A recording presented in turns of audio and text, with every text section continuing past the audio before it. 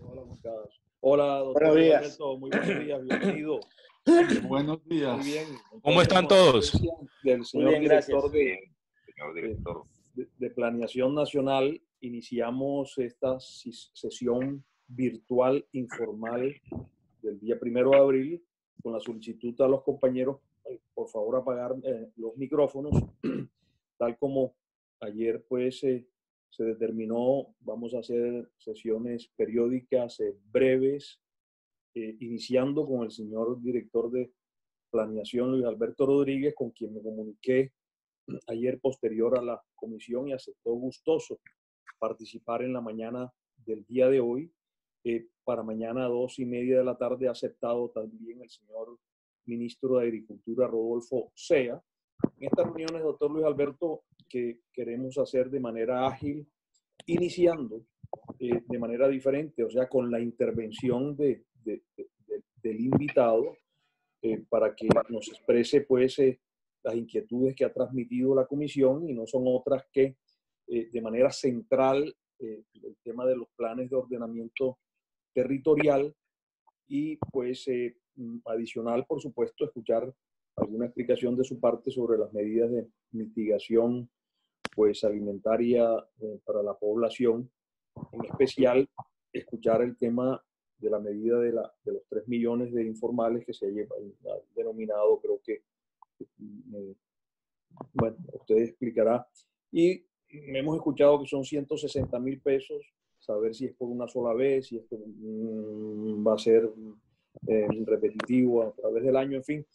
Pero digamos el inicial, y para eso está invitado como observador el doctor Carlos Camargo, director de la Federación de Gobernadores. Él ha enviado una carta también haciendo esa solicitud, y él pues y los gobernadores expresan que pues no pueden hacer contacto con la ciudadanía como realmente es la prioridad para construir estos planes de desarrollo.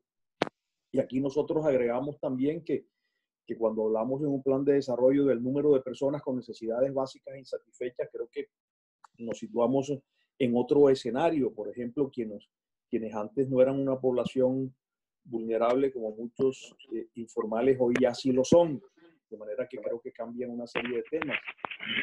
Los programas de interés mutuo, por supuesto, ahora habrá que darle prioridad a incluir los temas del COVID-19, los recursos para la salud, los temas alimentarios, el fortalecimiento de la red pública hospitalaria. María Rosario, en tu departamento de Sucre se destinaron creo que 25.000 millones de pesos para el tema alimentario, en muchos de los nuestros, en el Atlántico, en Barranquilla igual, de manera que creo que hay unos cambios. He escuchado pues que el escollo sería que esto está reglamentado por una ley orgánica, pero creo que una emergencia sanitaria como esta debe permitirlo, la ley 152 del 94.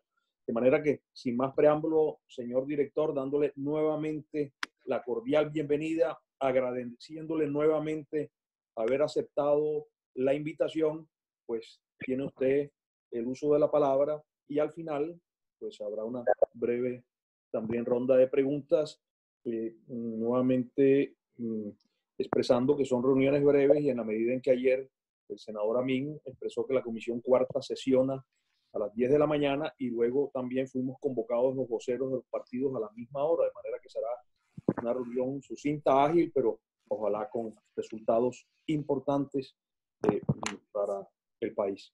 Muchísimas gracias, doctor Luis Alberto Rodríguez, tiene el uso de la palabra.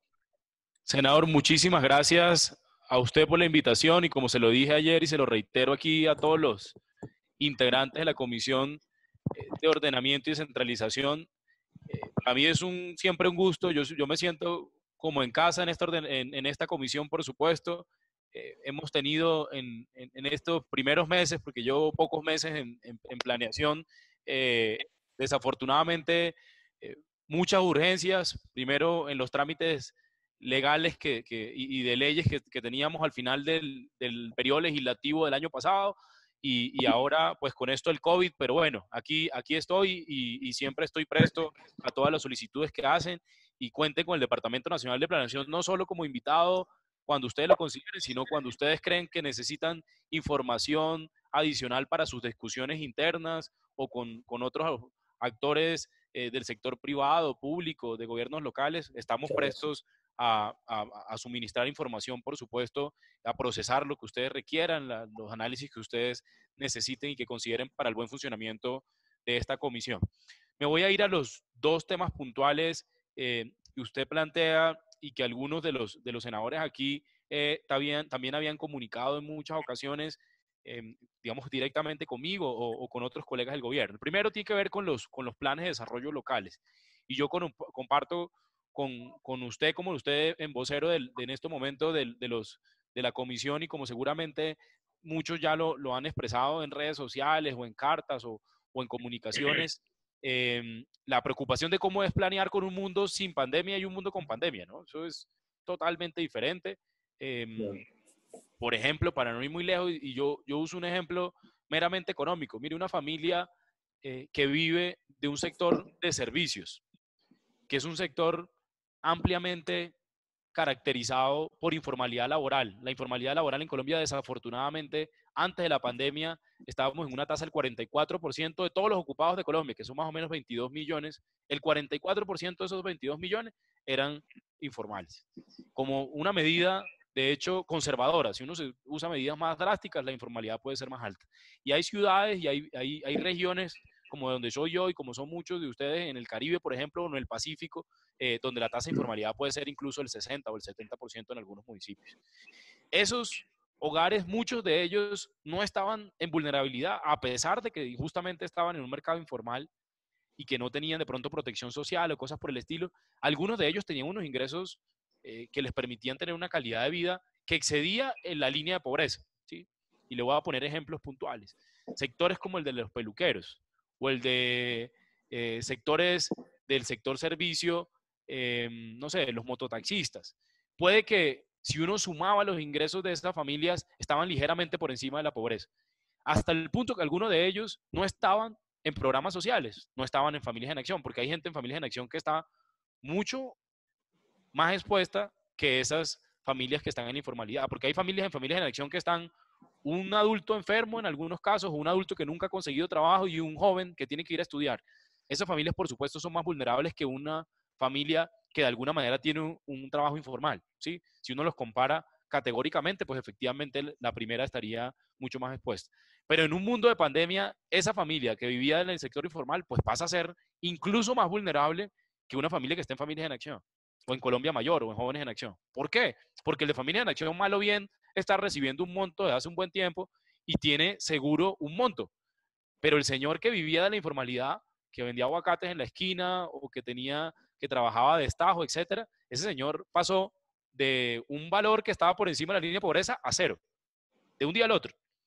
Y no recibe Familias en Acción, no recibe Colombia Mayor. Entonces, eso efectivamente plantea unos retos muy importantes, no solo a nivel nacional, sino a nivel local, a nivel departamental, municipal, incluso el ordenamiento mismo, ¿sí? La discusión del ordenamiento territorial alrededor de los informales, que ha sido tan popular, de si uno debe prohibir la venta de empanadas o no debe prohibir la venta de empanadas. Y hay gente que exagera con esos ejemplos, etcétera, y que pone caricaturas de esa problemática. Se vuelve totalmente diferente en una época de pandemia. Pero para irme al grano, voy a poner los dos temas que usted me ponía al principio. El primero era los planes de desarrollo local. Yo comparto que efectivamente en un mundo con pandemia hay que reestructurar metas, hay que reestructurar incluso programas, hay que reorientar recursos. Algunos lo han hecho, otros lo están haciendo. Yo creo que el gobierno está dando lineamientos y algunas ciudades capitales están dando lineamientos también de cuál es como la dirección correcta, o al menos pareciera ser la correcta, sin negar que es una pandemia y que no hay nadie que sepa absolutamente qué es lo que hay que hacer. Pues el que diga que sabe perfectamente qué es lo que hay que hacer, pues está mintiendo, porque en realidad es primera vez que el mundo entero vive una pandemia como esta, y la muestra es que hay países desarrollados que están teniendo estrategias muy diferentes. Países muy similares, de niveles de ingresos similares, de problemas similares, de condiciones sociodemográficas y económicas muy similares, y tienen estrategias totalmente diferentes. Eso muestra que es un problema muy complejo. Hemos recibido la solicitud explícita. Yo he recibido varias comunicaciones solicitando la extensión de parte del gobierno nacional de los plazos para la aprobación de los planes de desarrollo locales, tanto municipales como departamentales. En eso compartimos la preocupación que en un mundo con pandemia seguramente los planes de desarrollo son diferentes. Si bien eso es cierto, vale la pena recalcar que pareciera, nosotros estamos haciendo todas las consultas, no solo a nivel interno del gobierno, sino por fuera del gobierno, si efectivamente nosotros tenemos alguna posibilidad de hacer eso. ¿Por qué? Porque específicamente el artículo 15 y los siguientes al artículo 15 de la ley 137 de 1994, que es la ley que reglamenta, es una ley orgánica, de carácter orgánico, no es una ley ordinaria, efectivamente reglamenta las características, el alcance, los límites de los planes de desarrollo, que no es la discusión ahorita. Ahorita la discusión es única y exclusivamente los cronogramas, ¿sí? Digamos, desde el punto de vista legal y procedimental. Pero es en una ley orgánica donde dice que después de arrancado el periodo de los gobiernos locales, a los 4 meses debe tener aprobado el plan nacional, el plan local de desarrollo. Es en una ley orgánica que por alguna manera están los cronogramas. Los otros cronogramas se han diseñado ya de manera informal, ¿sí? O de alguna manera con unas leyes reglamentarias o con decretos o con circulares. Pero en realidad las fechas que tenemos, así como está en el Estatuto Orgánico Presupuestal, por ejemplo, que dice el 20 de octubre tiene que estar aprobado el presupuesto, y tiene una ley orgánica y ni siquiera por decreto de emergencia podrían aprobarlo en un momento diferente, ¿sí? Lo que le permitiría a uno una ley de emergencia sacar un decreto que modifique el presupuesto, pero uno no puede ir al Congreso en diferentes fechas del presupuesto. Exactamente pasa lo mismo, pero a un nivel, pues por supuesto, territorial de municipios y departamentos con el plan de locales de desarrollo. No obstante, reconocemos y el gobierno estamos completamente de acuerdo que tenemos una problemática en ese sentido, y es que sí pareciera que los gobiernos locales necesitan hacer reajuste. A pesar que, como entendí que el doctor Camargo está acá, no sé si el doctor Toro también, de Fede Municipios, pero por ejemplo hay departamentos, el departamento del Cesar ya aprobó el plan local de desarrollo, lo aprobó hace 10 días y cursó todos los trámites legales, ¿sí? Incluido el de aprobación en la asamblea, un mes y medio antes de que cumplieran los términos.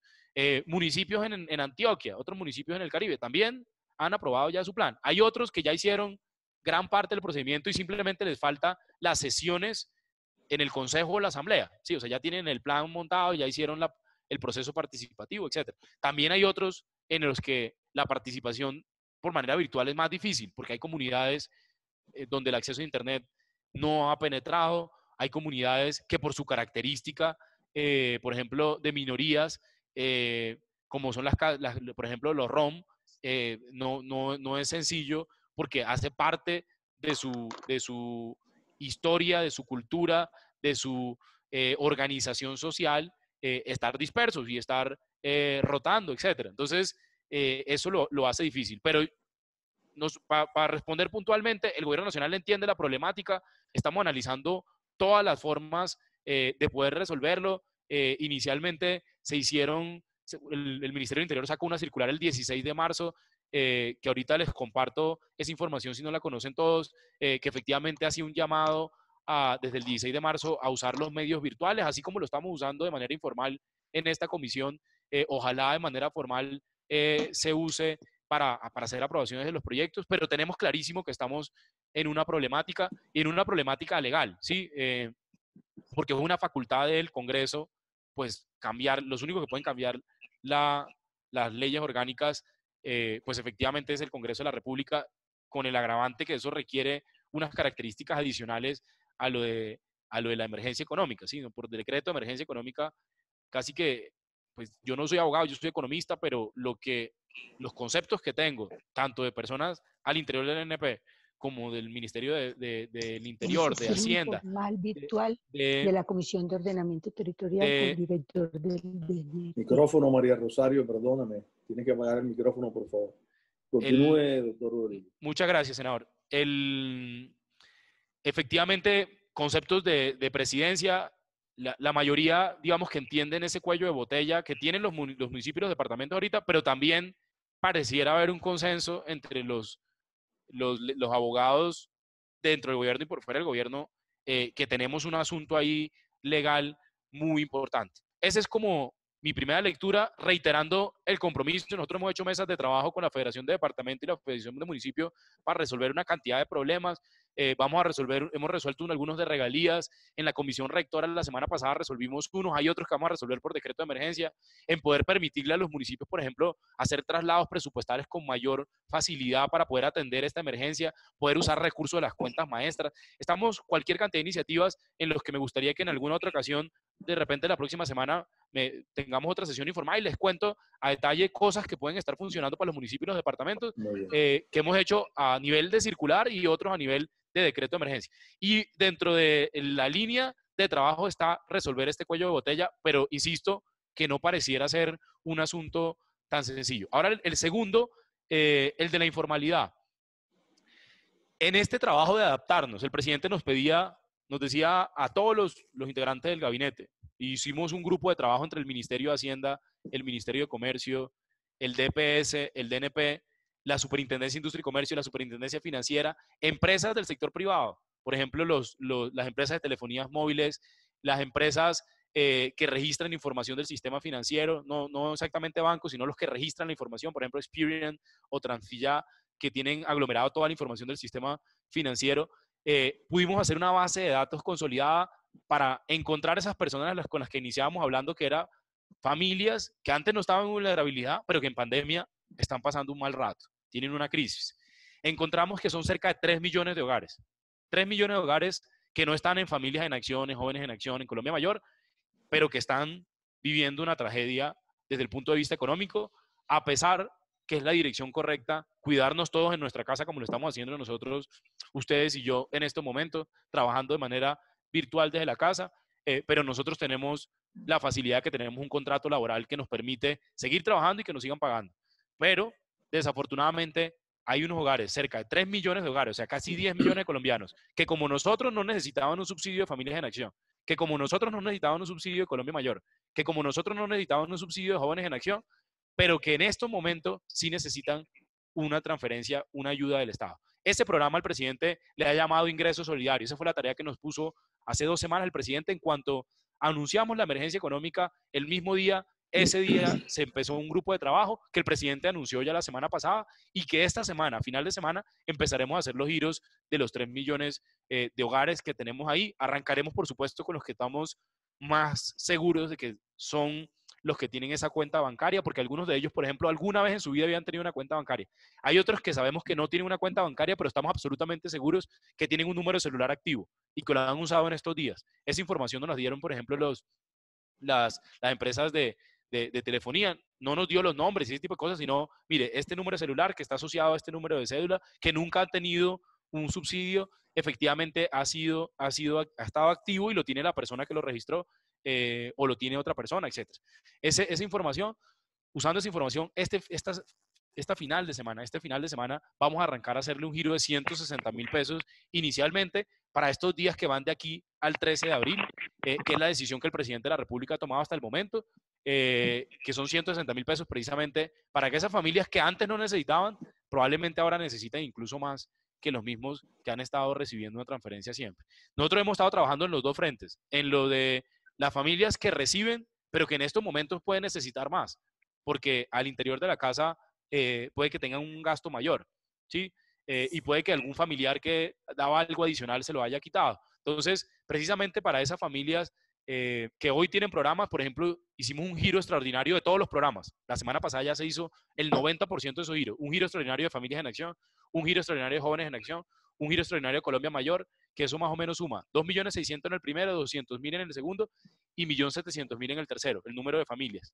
Hicimos lo de la devolución del IVA, que lo arrancamos ayer con 1 millón de hogares, y paralelamente estamos trabajando con los 3 millones de hogares que esperamos que esta semana, al final de la semana, empiecen a recibir, porque estamos, así como lo han dicho muchos de ustedes, y en nombre del presidente de la República, les agradezco a todos ustedes quienes de manera constructiva han estado enviando propuestas por redes sociales, por cartas, por mensajes de texto, y creemos que precisamente por eso hemos podido hacer una cosa que se lo digo yo como economista. Hace 5 años, 10 años, a nosotros nos enseñaban, hace 10 años, 12 años, cuando yo estaba en la universidad, nos decían que era imposible devolver el IVA. Era imposible devolver el IVA. A mí en la universidad me enseñaron que era imposible devolver el IVA, que no se podía identificar cuánto pagaba la gente de IVA, que no se podía identificar quién era la gente más pobre y que físicamente yo no le podía mandar la plata. Yo me acuerdo hace 12 años en clase de Economía Colombiana en la Universidad Nacional de Colombia donde me dijeron que eso no se podía. Hoy, gracias a las ideas de ustedes que lo alimentaron, por ejemplo, en la Ley de Crecimiento y Empleo, donde se aprobó ese artículo de devolución del IVA, en diciembre estamos devolviendo el IVA. Estamos ya a 1 millón de personas corrigiendo esa injusticia que era cobrarle la misma tarifa a las familias de mayores ingresos y los de menores ingresos. Y así como hemos recibido esas ideas que recibimos en la Ley de Crecimiento y Empleo de parte de muchos de ustedes y de muchas formas, también hemos recibido de manera, digamos, respetuosa todas las iniciativas que nos han llegado y de las cuales se los agradecemos para poder llegarle a esas familias que nunca han tenido un subsidio, pero que ahorita necesitan una mano de nosotros todos, no como gobierno ni nada por el estilo, sino como nosotros todos como colombianos, como sociedad, que tiene alguna posibilidad de incidir en esas discusiones. Muchísimas gracias, doctor Luis Alberto. Antes de dar el uso de la palabra, en mi intervención inicial, doctor Luis Alberto le había preguntado si estaba previsto algún tipo de giro, en especial si se extiende la cuarentena. ¿Este es un giro único o cómo se va a manejar el tema? Inicialmente está pensado el giro de 160.000 pesos de manera extraordinaria por una vez para esas familias. A medida que hayamos tenido más información, y en eso nosotros ha sido, digamos, una instrucción del presidente, aquí las decisiones que hemos ido tomando son con base en información. Cualquier decisión que tomemos bien o mal nos cuesta vidas. ¿Vidas por qué?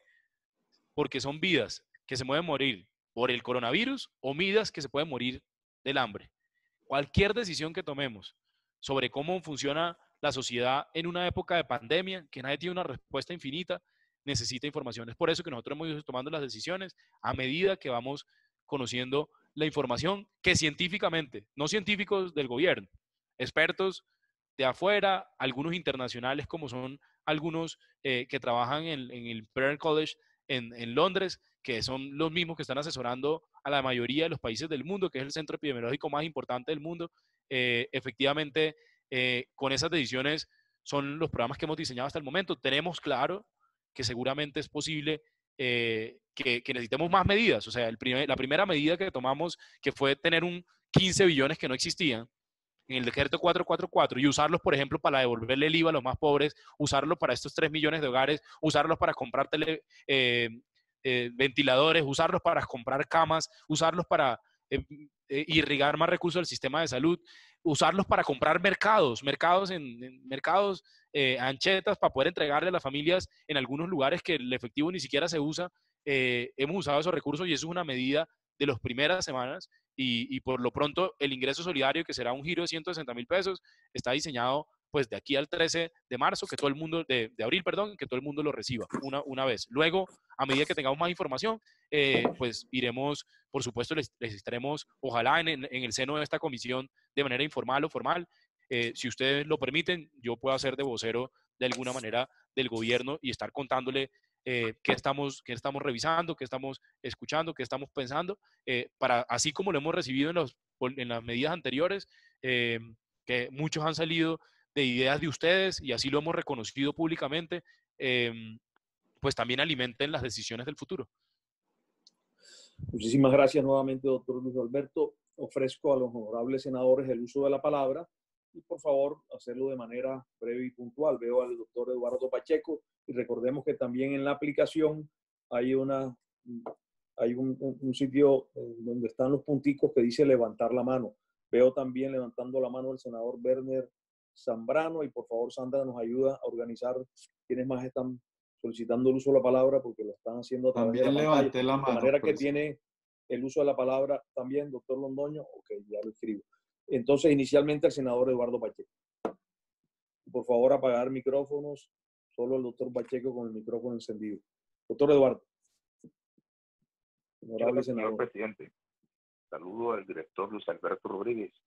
Solo quiero hacer una pregunta conectada con la informalidad. ¿En cuánto aumentaron los recursos para que las entidades territoriales puedan organizar los respectivos planes de contingencia para los casos de la informalidad? Muchas gracias, doctor Pacheco. La idea es recibir todas las inquietudes y enseguida, pues ya al final le uso la palabra al doctor Rodríguez para que las responda a todas. El senador Werner, tiene el uso de la palabra. Gracias, presidente. Gracias, señor presidente. Se prepara el senador Jorge Eduardo Londoño. Doctor Luis Alberto, un cordial saludo. Muchas gracias por estar aquí. La duda, los gobernadores, tengo entendido que tenían información que los recursos de regalías, esos de ahorro, se les iba a hacer una distribución ahora en esta época. Recursos que fueron destinados para esta emergencia y que se van a devolver en 10 años. Ellos venían trabajando, el doctor Camargo seguramente, no sé si tenga claro eso, se les había anunciado que se les iba a entregar unos recursos para este cuatrenio. Entonces, ahí se va a modificar el tema del plan de desarrollo. Ya nosotros charlé con el gobernador de Nariño, me decía que les habían ofrecido de ese ahorro 170.000 millones de pesos. Con base en eso se venía trabajando el plan de desarrollo. Lo otro, ustedes sacaron un link para mirar las personas, ese millón de colombianos que se les va a devolver el IVA. Mucha gente nos han llamado a decir, miren, yo no aparezco, ¿qué toca hacer? ¿Qué tienen pensado en eso? Y lo mismo con el ingreso solidario que ustedes hablan de los 3 millones, que me parece excepcional los 160.000 pesos. Gente que está por fuera, van a sacar un link ustedes para uno irse enterando y gente que de verdad está muy necesitada y esperando que se le diga si está o no está dentro de los 3 millones que tiene pensado. Y escuché a la ministra, no sé si sea un tema diferente, que iban a llegar con unas remesas a 1 millón de hogares y no sabemos cómo va a ser eso, si va a ser de una forma descentralizada o si desde allá van a manejar o se va a hacer con los entes territoriales. Muchas gracias. A usted, senador Werner, tiene el uso de la palabra. El senador Jorge Eduardo Londoño, se prepara la senadora y vicepresidenta Laura Fortich. Gracias, presidente. Un saludo muy cordial al doctor Luis Alberto y 3 consideraciones puntuales. La juridicidad de ampliar los plazos yo no la pongo en discusión, es muy fácil. Es que la ley 137 del 94, que es una ley estatutaria, autoriza al presidente en estados de excepción a suspender derechos fundamentales. Pues el hecho de que estemos nosotros en nuestras casas nos están suspendiendo un derecho fundamental como es el de la libre locomoción. Si eso está permitido, mucho más ampliar un plazo. Yo a eso no le veo ningún problema jurídico, eso lo podría hacer el presidente por medio de un decreto de estado de excepción. Segundo, director, es necesario depurar los CISBEN y eso hay que hacerlo urgentemente. Y eso lo pueden hacer los alcaldes. En momentos de excepción como los que estamos viviendo, se hace necesaria la confianza del nivel central en el nivel territorial. Esa es una labor que por única vez se le podría dar a los alcaldes para que ellos de una u otra forma, que son los que conocen quiénes son las personas necesitadas, pues puedan hacerlo. Y tercero, director, para solicitarle una información, ¿cómo va lo de los pactos funcionales que estuvieron aprobados en el plan de desarrollo, que hace posible que pues, los municipios puedan acceder a los pactos territoriales? ¿Qué sucede ahí? De resto, pues son cosas que seguramente en las otras reuniones iremos conversando. Gracias, presidente. A usted, senador Londoño, creo que no había visto algunos que por el WhatsApp me habían pedido el uso de la palabra, pero entonces el orden, salvo que alguien no lo haya notado, sería Laura Fortich, Miguel Amín, Mariel Rosario Guerra y Mauricio Gómez. Tiene el uso de la palabra la senadora y vicepresidenta Laura Fortich. Si alguien, pues también me puede escribir por el WhatsApp. Hola, muchas gracias, señor presidente. Un saludo especial al doctor Luis Alberto, a su equipo de trabajo y, por supuesto, a todos los compañeros de la Comisión de Ordenamiento Territorial. Doctor Luis Alberto, lo he dicho en varias reuniones, digamos, aplaudimos de que el gobierno nacional y el equipo de trabajo del presidente Duque le ha dado importancia a este tema, diferente a otras naciones donde no se le ha dado la importancia y digamos que a pesar de lo difícil que ha sido, comparándonos con otras naciones, pues no está tan grave la situación. Sin embargo, es un momento muy difícil y hay que continuar con las medidas que viene adoptando el gobierno y con las propuestas pues, que vienen presentando congresistas y diferentes sectores. Cuentan con nuestro apoyo incondicional. Y bueno, quería hablar primero el tema de articulación. Se reciben ayudas de todo, por parte de diferentes fuentes. Ojalá con el gobierno nacional se pudiera articular muy bien con los gobiernos locales. Yo sé que no es fácil, pero a veces están llegando las ayudas a unas familias particulares y otras se quedan por fuera. Al lograr una verdadera articulación se puede optimizar mejor la llegada de estas ayudas. Me refiero principalmente al tema de alimentos. Segundo, pues ya nos había acompañado en la Comisión Séptima el año pasado en un debate de control político que realizamos sobre el tema de desempleo, y efectivamente esas metas que se tenían con esta situación que no esperábamos, por supuesto, van a cambiar rotundamente. Hemos presentado, y el Partido Liberal va a presentar unas propuestas referentes a estas personas que no están recibiendo ningún beneficio. Muy bien, usted lo decía y lo tiene claro. Son personas que les va a dar más duro porque están acostumbrados a unos ingresos un poco más altos de estas familias vulnerables y sin embargo en este momento no tienen ningún tipo de ingreso. Por ejemplo, en el caso del transporte, las autoridades de transporte por lo menos tienen el registro de taxistas. Los taxistas son precisamente uno de estos gremios que está viéndose afectado porque muchos no cuentan con ninguna ayuda. Entonces las autoridades de transporte tienen esta información, ojalá sea incluido en esos 3 millones de familias que están apuntándole. El presidente del Congreso, nuestro compañero de bancada, el doctor Lidio García, ha hablado de los músicos, no de los músicos reconocidos, sino de esos músicos de esquina, de plaza, donde efectivamente no sé cómo se puede también llegar a ese gremio, y muchas otras personas que quedarían por fuera. Hay una iniciativa que han manejado algunos gobiernos locales, que es un registro único transitorio, donde las personas se inscriban y se pueda hacer un cruce, por lo menos, con estos programas de que efectivamente no hayan sido beneficiarios, con el propósito de que personas que de pronto no se puedan tener contempladas de las fuentes que están teniendo en cuenta, pues puedan tenerlas contempladas en ese momento. Bueno, director, era simplemente manifestarle eso. Pedirle a Papá Dios que nos ilumine a todos, principal a ustedes y a los gobiernos locales, para salir prontamente de esta situación y que continúen las cosas mejor en nuestro país. Muchísimas gracias, señor presidente, por la palabra. Senadora Laura, senador Miguel Amín, y repito, María Rosario Guerra, Mauricio Gómez, y se inscribió también hace un momento el senador Feliciano Valencia. Muchas gracias, presidente. Un cordial saludo a Luis Alberto. Simplemente unas inquietudes, Luis Alberto. Estamos de acuerdo con las iniciativas y las leyes emanadas por el señor presidente.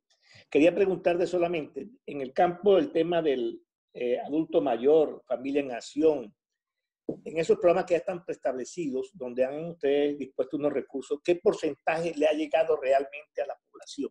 Es un tema que nos preocupa mucho porque vemos hoy que mucha gente anda en la calle porque quiere recuperar esos recursos. Y eso conlleva a que puede haber contaminación.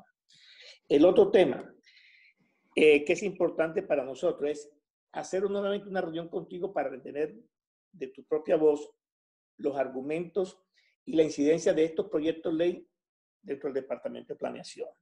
Por ejemplo, va a ser flexible, digamos, un tema que quería preguntarte, que es flexible los requerimientos del proyecto de regalía en las medidas que ha tomado el gobierno para los departamentos, y decirte que sí nos gustaría a nosotros estar mayor informados y en qué tiempo esos 160.000 pesos que le van a entregar a las familias o a las personas informales, en qué tiempo tiene programado el gobierno de que esos recursos lleguen como tienen que llegar. Simplemente esa es la inquietud que quería plantearte. Muchísimas gracias, senadora Min. Tiene el uso de la palabra la senadora María de Rosario Guerra. Muy buenos días nuevamente a todos y al director de Planeación. Me alegra saludarlo. Yo tengo 4 reflexiones, Luis Alberto. La primera, si bien Valledupar pudo hacer su plan de desarrollo a tiempo, Muchos de los municipios de sexta categoría no tienen la infraestructura ni de internet, ni estaban preparados para poder hacer este trabajo. Por eso, ayer incluso el alcalde de Pereira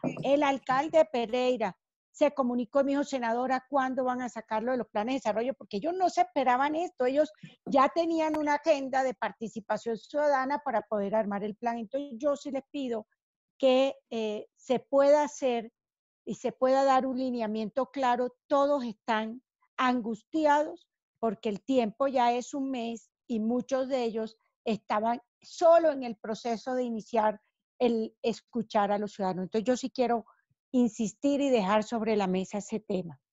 El segundo, recuerdo que hay como 4 o 5 billones de los recursos de regalías que no se habían ejecutado, que han pensado, porque no solo hay que pedirle al gobierno nacional, yo he dicho en todas las reuniones que se debe pedir también a las autoridades locales que hagan un esfuerzo propio. Algunos lo están haciendo con mercados, con ayudas directas, pero como hay unos recursos que son de las regiones, ver si esos recursos pueden ser focalizados y priorizados los de este año para esa emergencia. El tercer tema, lo dije ayer en una reunión que tuvimos también de comisión y lo he dicho en otros foros, me preocupa sobremanera los estratos 3 y 4. ¿Por qué? Yo entiendo que siempre nos volcamos a los estratos 1 y 2 y que la política pública prioritariamente atiende a los estratos 1 y 2. Pero resulta que hay unos estratos 3 y 4, que son los del sándwich, que están sintiendo que no hay decisiones que de una u otra manera a ellos los pueda beneficiar. No sé ustedes qué están pensando, pero por ejemplo, esta mañana me llamaron de Puerto Libertador, Córdoba, y ayer de Dos Quebradas, Risaralda. Son esas familias que hacen un gran esfuerzo, que están pagando todavía su arriendo, que están pagando su crédito, etcétera, y no han sentido, ellos no son los del mercado, ellos no son los de los 160,000 pesos del tema, si bien muchos de ellos son independientes, tienen sus propios negocios, entonces esa inquietud la tengo, que es un poco clase media, aunque estrictamente media vulnerable, es media vulnerable.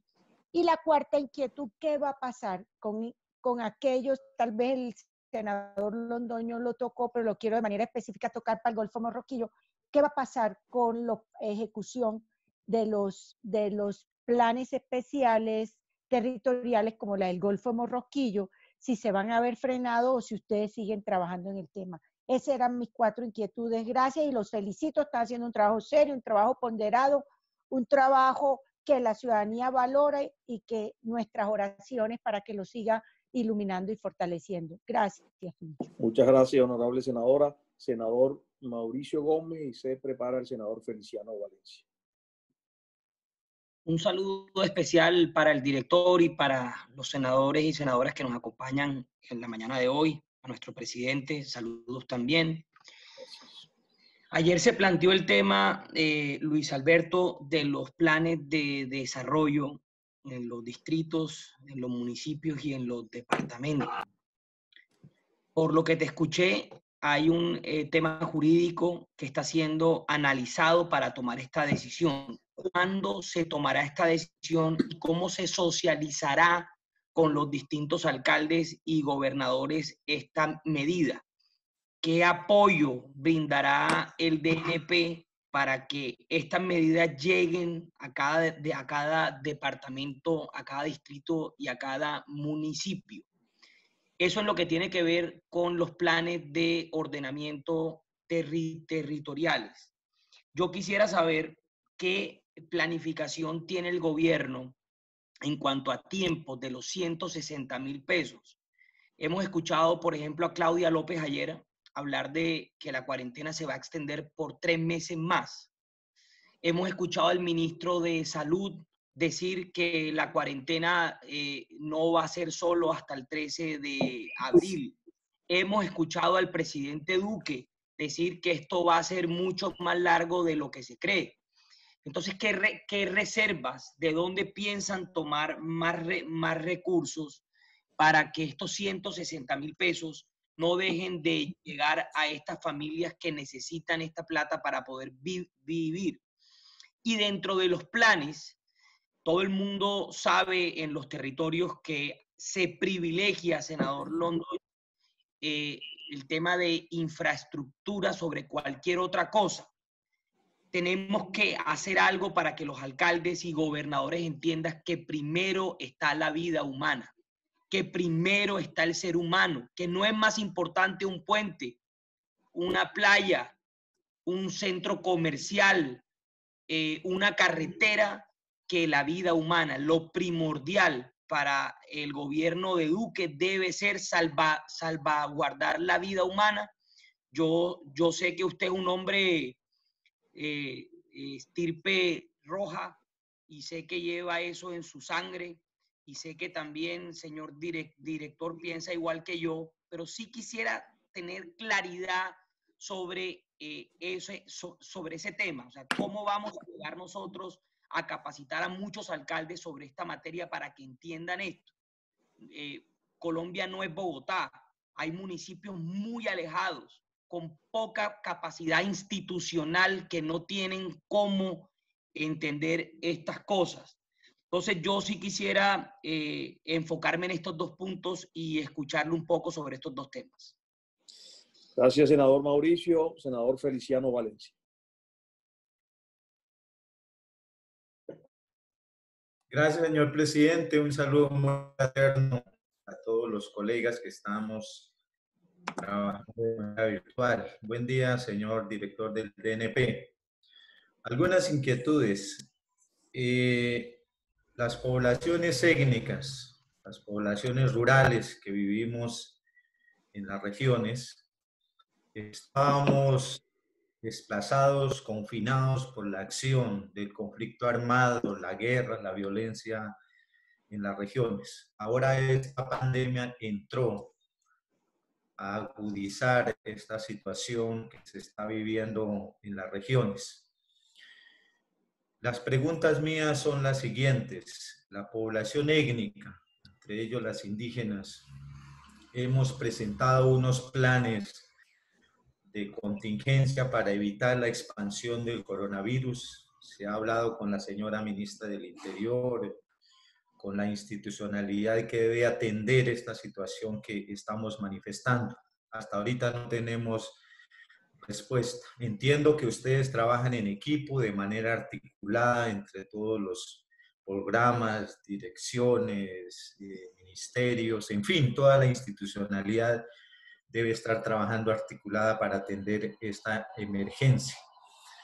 Yo me uno a lo que la señora Ortiz planteaba, cómo es el ejercicio de articulación entre los municipios, departamentos, autoridades indígenas, afrocolombianas, en fin de que las medidas sean más efectivas y pueda llegar a las diferentes poblaciones.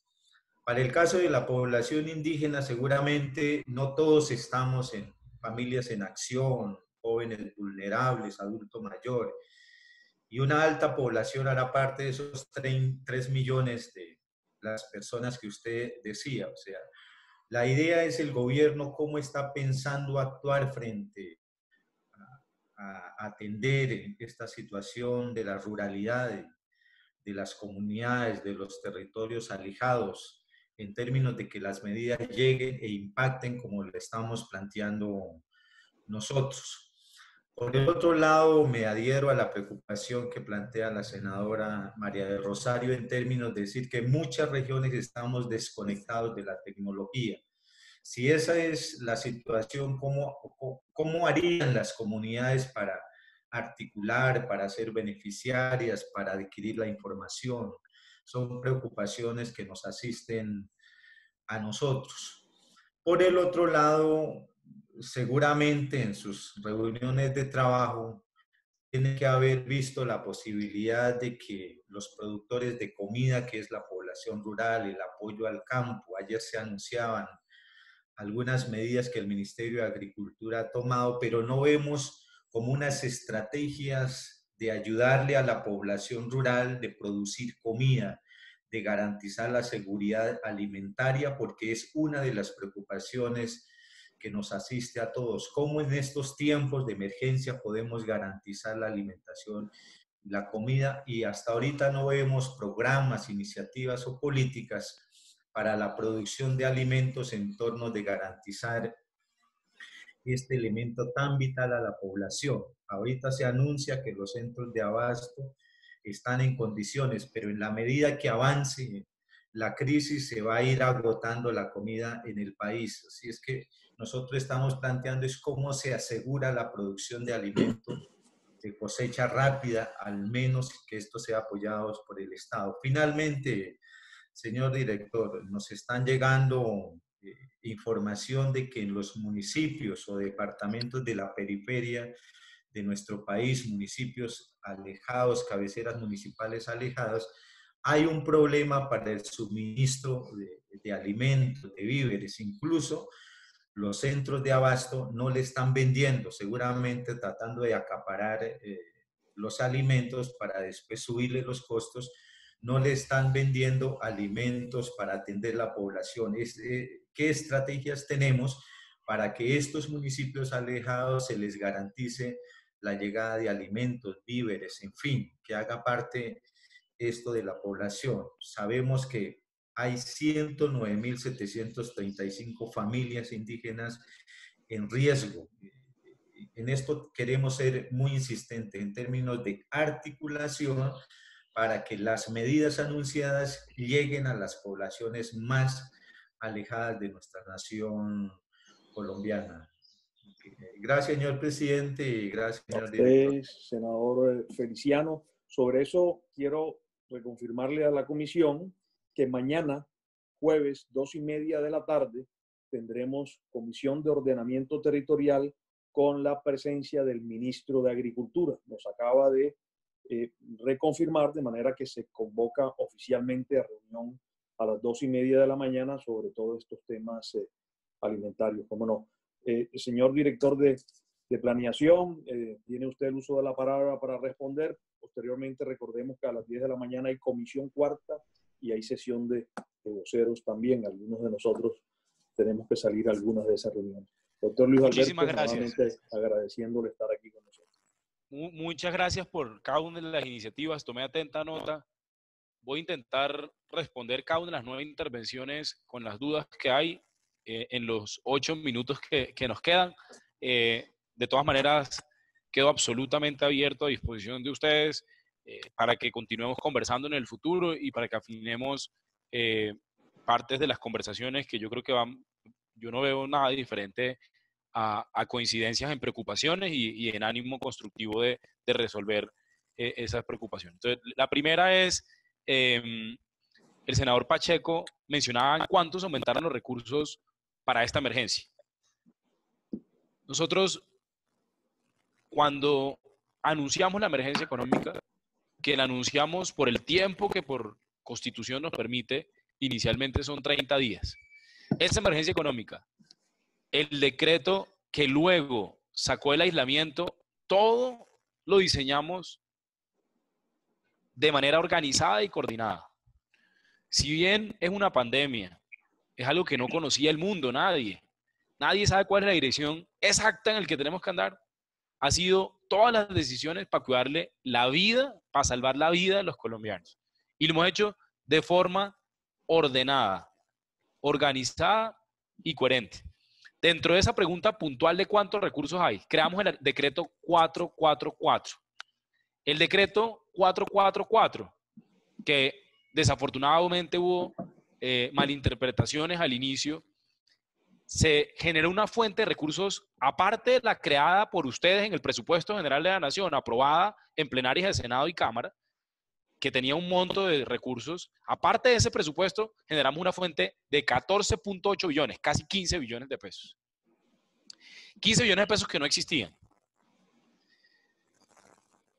Esos son los recursos adicionales que tenemos de aquí al 13 de abril para prepararnos mejor para la emergencia de salud, para salvar las vidas, que como decía el senador Gómez, es la prioridad del gobierno. Eso es lo primero que todo. Aquí lo importante es que los colombianos sigamos viviendo. Eso es lo más importante.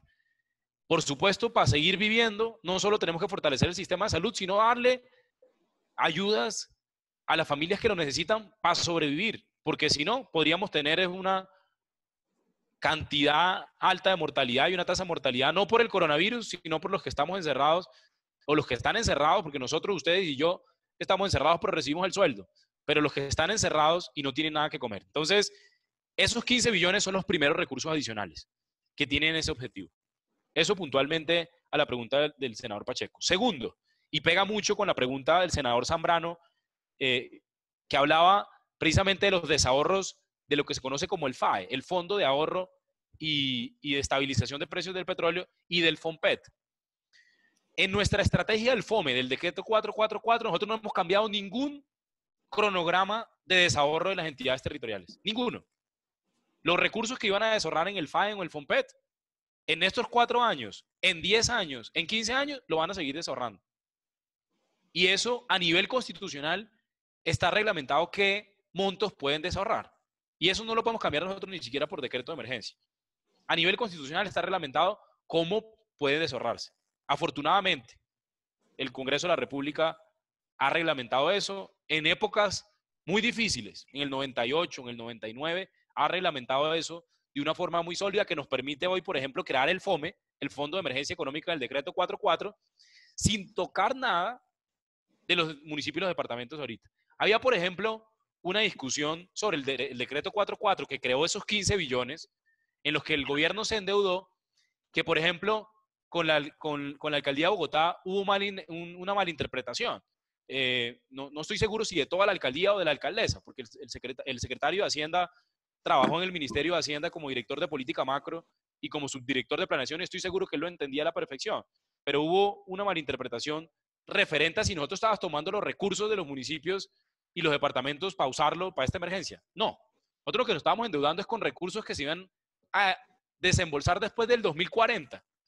Y después del 2040, esos recursos que van a desahorrarse después del 2040, nosotros tomamos prestados y los ponemos allá en el 2040. Si no son recursos de ahorita, ni del próximo alcalde, ni dentro de 3 alcaldes, ni dentro de 4 alcaldes. O sea, son en más de 20 años que se van a usar esos recursos. Y el gobierno nacional va a pagar esa deuda, como lo ha hecho en muchas ocasiones. Porque el gobierno nacional, a diferencia de todos los municipios y departamentos en Colombia, en 200 años de república, jamás, sin importar quién es el presidente, ha entrado en default. Nunca ha dejado de pagar una deuda. El gobierno nacional, jamás en la historia de Colombia, en 200 años de república. Somos el único país de América Latina que jamás ha dejado de pagar una deuda, a diferencia de los municipios y los departamentos que sí se han quebrado. Entonces, creemos que era la forma. Pero le voy a poner un ejemplo puntual de cómo se dividen esos recursos. Por ejemplo, y lo voy a usar con el ejemplo de Bogotá. Por ejemplo, el FAE, el Fondo de Ahorro y Estabilización del Precio del Petróleo. De eso nos dio 12 billones de los 14.8 billones. Y de esos 12 billones vienen del Sistema General de Regalías, de departamentos y municipios que efectivamente producen regalías. Bogotá no produce regalías. ¿Ustedes saben cuánto tiene derecho Bogotá del FAE? El 1.5%.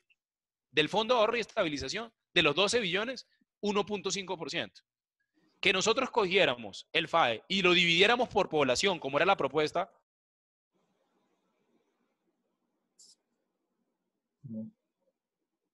Se cayó la señal.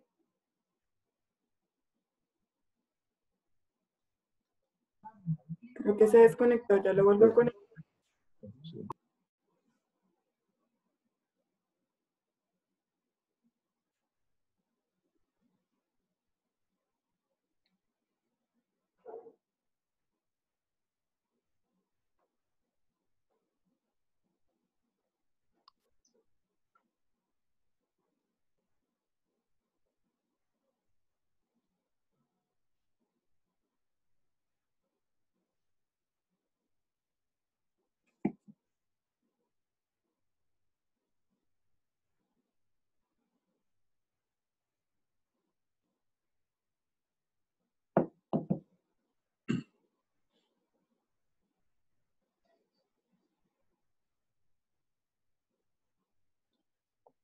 Presidente, se ha dejado la barba usted, ¿no? Hombre, vamos a ver hasta dónde llega en la cuarentena, se corta el 13 o se sigue creciendo. Pues le va a seguir creciendo, presidente. Pareciera, ¿no es cierto? Senador Londoño también lo veo. Senador Amin tiene todavía más poblada. Sí. El que sí se afecta todos los días es Feliciano, muy juicioso. Sí, sí, eso veo. Yo no tengo necesidad de afeitarme, no me sale. Perdón que se desconectó. Bien, ya tenemos nuevamente al señor director de planeación. Los gajes del oficio desde la casa. Entonces, puntualmente, senador Zambrano, que usted hacía la pregunta, el plan de desahorros que tenían del FAE o del FOMPET, municipio, departamento, sobre todo los productores de precios del petróleo, sobre todo los que tienen efectivamente ahorros en el FOMPET, ahí van a estar. En eso no hemos cambiado nada. De hecho, no podríamos cambiarlo ni siquiera si algún economista creativo que no vendría de un gobierno como nosotros, que somos tan respetuosos de las leyes y los lineamientos fiscales y presupuestales. Yo le doy una cuña.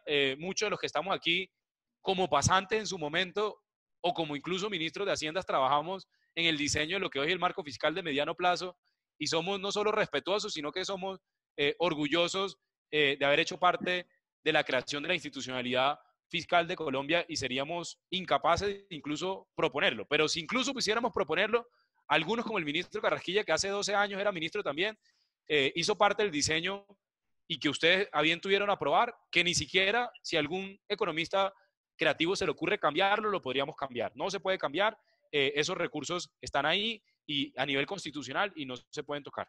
El tercer punto que estaba sobre los beneficiarios del IVA, que lo tocaron varios, entre ellos el senador Londoño, quienes se benefician del IVA y cómo se conecta eso con lo del CISBEN. Yo creo que efectivamente el CISBEN tiene muchas mejoras y llevamos 20 años construyendo el CISBEN. El primer CISBEN se hizo en 1999, precisamente en la crisis asiática que terminó impactando a nivel internacional, incluido nuestro país.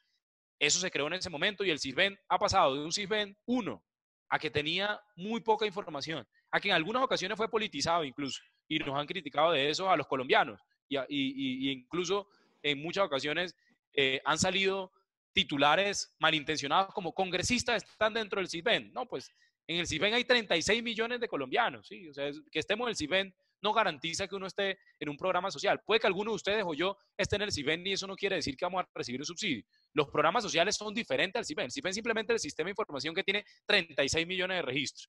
¿Quiénes se van a beneficiar de la evolución del IVA? 1 millón de hogares, o sea, 4 millones de colombianos. No todos los vulnerables.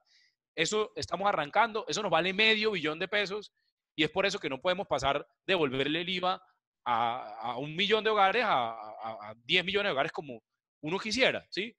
Inmediatamente no se puede hacer, por eso arrancamos con 1 millón de hogares, pero será 1 millón de hogares los más necesitados. Pero sobre lo del CISBEN, efectivamente eso se hace con los municipios y los departamentos. De hecho, la información se recolecta y por ley hay partes del proceso del CISBEN que lo hacen los municipios y los departamentos y hay partes que lo hace el gobierno nacional a través del DNP puntualmente. Yo creo que están bienvenidas todas las recomendaciones que hay a que sigamos mejorando en ese sentido, pero yo creo que vale la pena reconocerle a la gente que ha trabajado durante 20 años, no al gobierno, porque nosotros no hemos inventado el CISBEN. El CISBEN existe en Colombia hace 20 años y ha ido mejorando y mejorando, y yo creo que hay que hacer un reconocimiento a eso. El doctor Londoño hacía la pregunta también de los pactos y los planes de desarrollo puntual. Los pactos firmamos unos, y esos pactos que firmamos siguen en ejecución. Por supuesto, hemos tenido que disminuir de alguna manera la ejecución, no ni siquiera por la falta de recursos, porque hay algunos recursos de ellos asignados, sino sobre todo por la fase de ejecución. Ahorita intentar reunir a 10 alcaldes o 8 alcaldes y 2 gobernadores para hablar de un proyecto que vamos a empezar a ejecutar en 2 meses en medio de esta emergencia, yo creo que no sería lo más oportuno.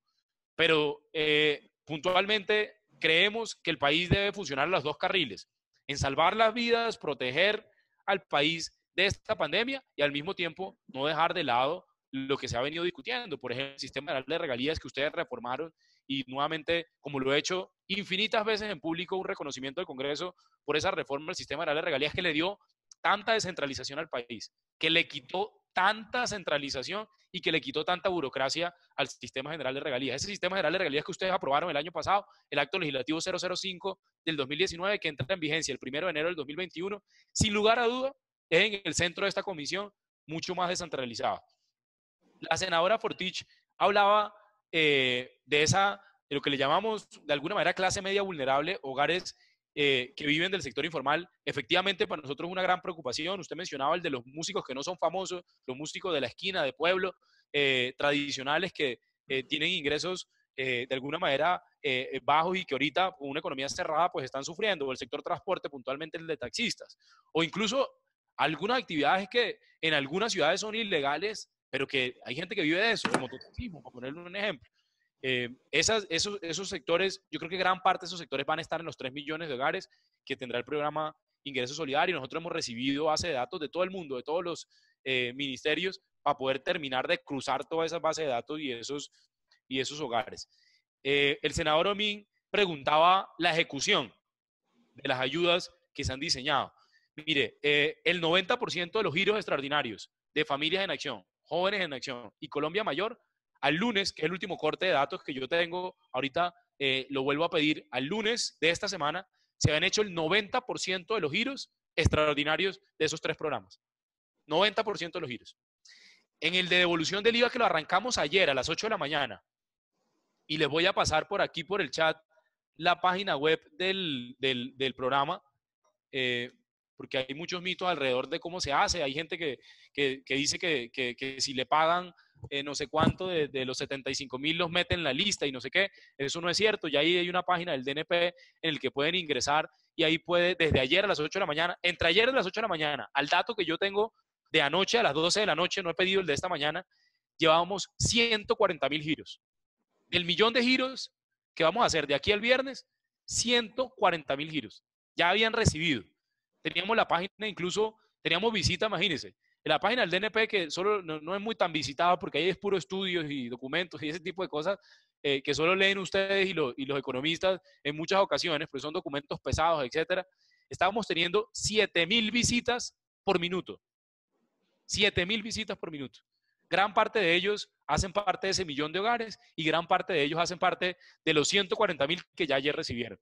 Pero en una próxima conversación al final de la semana o la próxima semana, no solo viniendo aquí, si quieren yo les mando un informe al final de la semana a través del presidente de la comisión y que les esté contando actualización de esos datos, porque eso es una cosa que estamos haciendo día a día y hora a hora.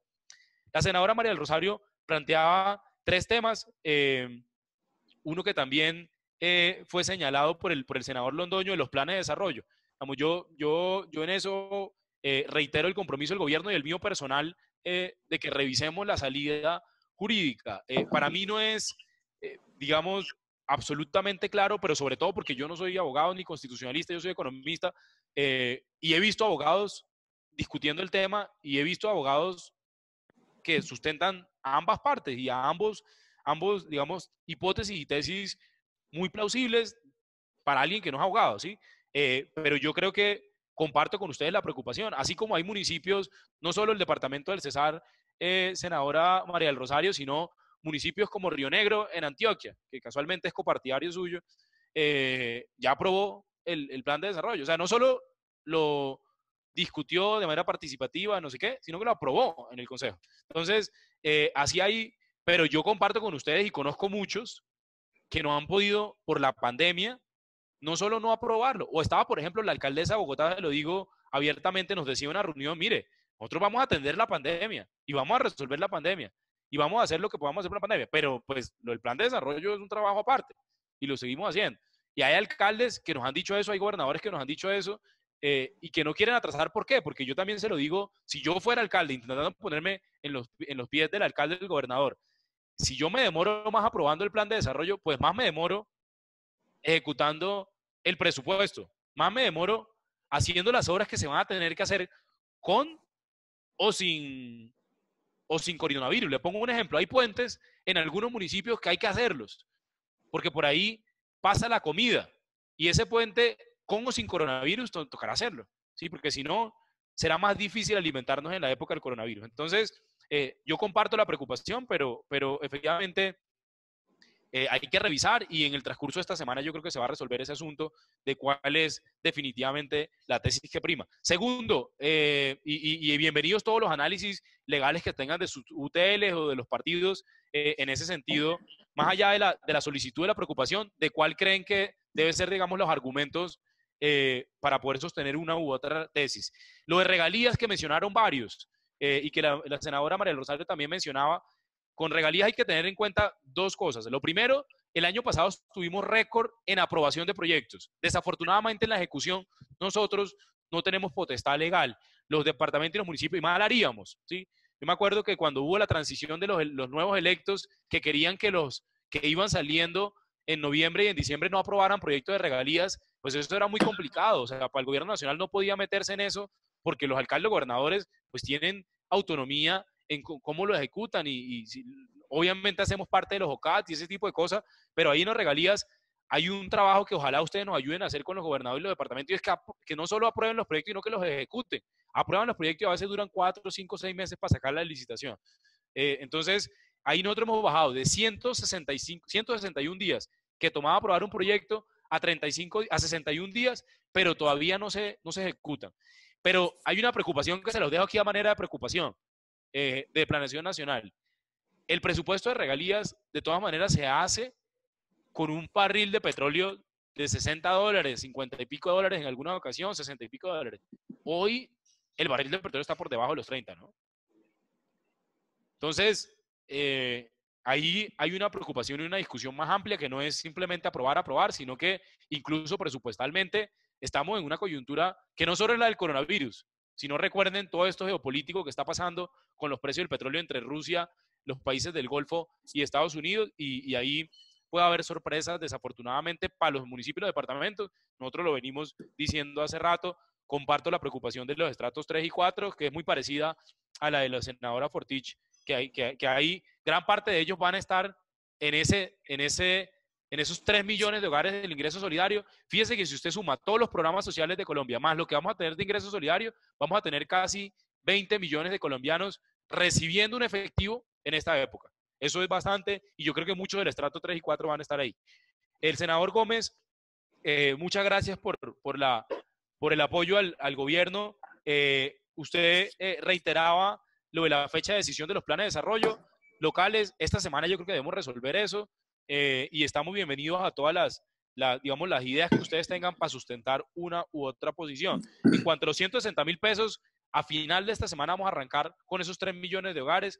Así como les mandé esta página del IVA, les enviaré la página de ingreso solidario cuando salga, que será a final de esta semana, y cuáles serán los cronogramas y el detalle. Por ahora, una invitación a que conozcan la página de la devolución del IVA, y que las personas que pregunten si hacen parte de ese millón, pues ojalá la puedan visitar, y pues los números de teléfono del DNP, que ahí salen también, están abiertos. El senador Valencia ponía el tema de las comunidades étnicas y las poblaciones indígenas. Por supuesto que estamos trabajando articuladamente. El Ministerio del Interior ha sido muy solidario en ese sentido con nosotros, entregándonos bases de datos, entregándonos información.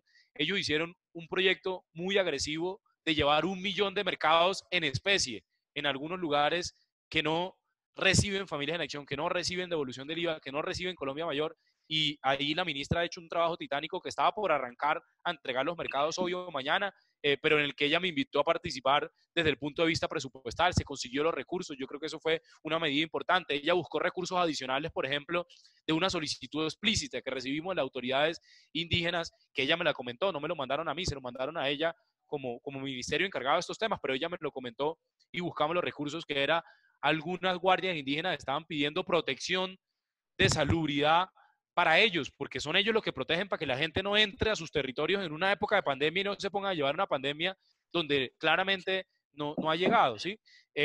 Ahí se han dispuesto unos recursos para darle tapabocas, instrucciones alrededor de salubridad a la Guardia Indígena, que hace un trabajo, y yo reconozco ahí eso, y senador Feliciano, ojalá se diga a viva voz en los medios de comunicación. Las guardias indígenas juegan un papel fundamental ahorita para que la pandemia no llegue a esas comunidades. y es que pues no llegue alguien que, como nos llegó la pandemia de España, de Chile, de no sé dónde, pues no entre, no se le ocurra meterse pues al Amazonas a pasear ahorita, a conocer una cosa que todos debiéramos conocer, pero un lugar donde si no es porque llega alguien de afuera, pues no debiera llegar una pandemia que claramente tiene características internacionales. Tengo muchos más comentarios, pero me da vergüenza con ustedes, que sé que tienen comisión económica ahorita, comisión cuarta, y que tienen comisiones de bancadas ahorita a las 10, pero quedo a disposición, a plena disposición de ustedes, y agradecimiento infinito, no solo de esta sesión, sino de muchas de las ideas que han dejado plasmadas aquí, algunas por escrito, algunas en medios de comunicación y otras en redes sociales, un reconocimiento a los partidos que también nos han hecho llegar sus recomendaciones y pues estamos a plena disposición. La instrucción que tenemos de parte del presidente es seguir trabajando, así sea de manera informal con ustedes, no solo para las ideas, sino para estar informándoles las decisiones que se han tomado, que a veces reconocemos en las 20 horas que nos toca trabajar estos días, las 22 horas que nos toca trabajar para avanzar en los temas de gerencia y de toma de decisiones en medio de la pandemia, no se comunican lo suficiente porque reconocemos que no hay tiempo pues para estar comunicándolo. Pero muchísimas gracias por su invitación y quedamos a plena disposición de ustedes. A usted, señor Muchas director, gracias, director. Mire, tal como lo expresamos en el día de ayer, la mayoría de los partidos políticos aquí ofrecimos ese apoyo al gobierno nacional en estos tiempos de unidad, en estos tiempos de solidaridad. Esta comisión viene pensando en la gente, en la calidad de vida y en la salud de la gente, en los programas sociales, de manera que, y por supuesto en ese contexto le solicitamos una vez más mirar la viabilidad de la prórroga de estos planes de desarrollo territoriales, porque el mundo cambió, Colombia cambió, hoy los planes son otros. Miremos lo propuesto por el senador Londoño en el tema legal, pero creo que es importante encontrar esa salida. A usted, doctor Alberto, muchísimas gracias. A todos los honorables senadores, varios me han pedido ya que nos tenemos que retirar. Nos toca retirar. Sesiones, de manera que damos por finalizada esta sesión que ha sido muy constructiva, muy productiva, repito, pensando en la gente, en los más necesitados, en los más vulnerables de Colombia, y se convoca para mañana a las 2:30 de la tarde con el señor ministro de Agricultura, Rodolfo Sea. Muchas gracias. Mil gracias, buen día. Hasta luego. Gracias, Muchas gracias. directora. Hasta luego. Doctor Luis Alberto. Gracias.